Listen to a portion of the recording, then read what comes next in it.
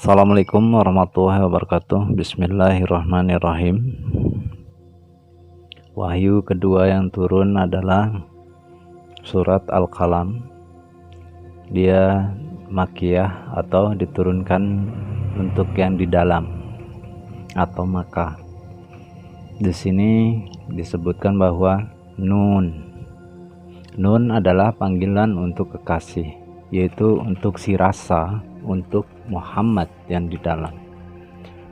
Demi kalam, yaitu sesuatu yang diperlihatkan, yang diperdengarkan, serta diberikan rasa kepada manusia dan apa yang mereka tuliskan. Dengan karunia Tuhanmu, engkau bukanlah orang gila. Di sini disebutkan bahwa perbandingan antara yang orang tuliskan dan apa yang Tuhanmu berikan. Dan sesungguhnya engkau pasti mendapat pahala yang besar yang tidak putus-putus. Dan sesungguhnya engkau benar-benar berbudi pekerti yang luhur.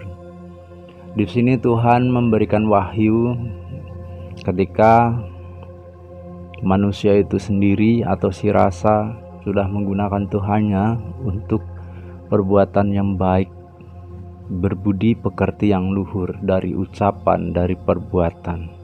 Maka kelak engkau akan melihat dan mereka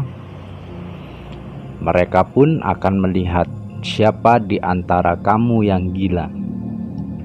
Jadi ketika wahyu pertama disampaikan, kemudian orang-orang itu membantah dengan ilmu-ilmu dari mereka, maka di sini Tuhan atau jasadnya sendiri mengatakan kelak engkau akan melihat dan mereka pun akan melihat siapa di antara kamu yang gila.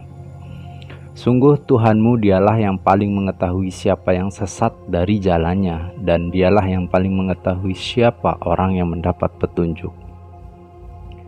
Maka janganlah engkau patuhi orang-orang yang mendustakan ayat-ayat Allah. Sini disebutkan orang-orang yang mendustakan ayat Allah adalah orang-orang yang tidak menjaga dari perbuatannya, tidak berbudi pekerti yang luhur. Mereka menginginkan agar engkau bersikap lunak, maka mereka bersikap lunak pula. Jadi ketika manusia melakukan perbuatan-perbuatan seperti itu, perbuatan baik, maka sesungguhnya orang-orang yang kafir atau tidak berfikir itu tidak menyukai ketika kita berbuat baik atau berbudi luhur. Sehingga Tuhan menyuruh kepada kita, dan janganlah engkau patuhi setiap orang yang suka bersumpah dan suka menghina, suka mencela, yang kian kemari menyebarkan fitnah, yang merintangi segala yang baik, yang melampaui batas dan banyak dosa, yang bertabiat kasar, selain itu juga terkenal kejahatannya. Inilah perbuatan orang-orang yang mendustakan Tuhannya atau mendustakan jasadnya. Mereka menggunakan jasadnya dengan tidak baik. Mereka memberi sesembahan kepada jasadnya dengan hal yang tidak disukai oleh jasadnya sendiri. Bahkan mereka sendiri tidak pernah menyisihkan hasil dari usahanya, dari yang Tuhannya berikan atau jasadnya berikan untuk berbagi kepada orang yang tidak punya. Mereka mengira setiap usahanya adalah atas perbuatannya sendiri tanpa campur tangan dari jasadnya.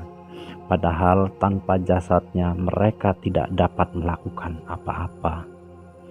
Sehingga ketika orang-orang kafir tersebut diberikan azab oleh Tuhannya, azab di dunia berupa hasil yang buruk atau hasil yang tidak sesuai, maka mereka akan menyebut-nyebut Tuhannya, Maha Suci Tuhanku, sesungguhnya kami termasuk orang-orang yang zalim. Namun mereka tidak tahu siapa Tuhan yang sesungguhnya.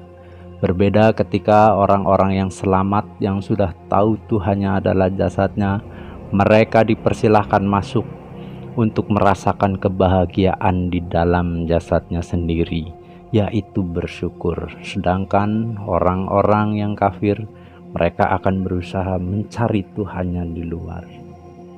Dan sesungguhnya orang-orang kafir itu hampir-hampir menggelincirkan kamu dengan pandangan mata mereka ketika mereka mendengar Al-Quran, dan mereka berkata, dia itu benar-benar orang gila.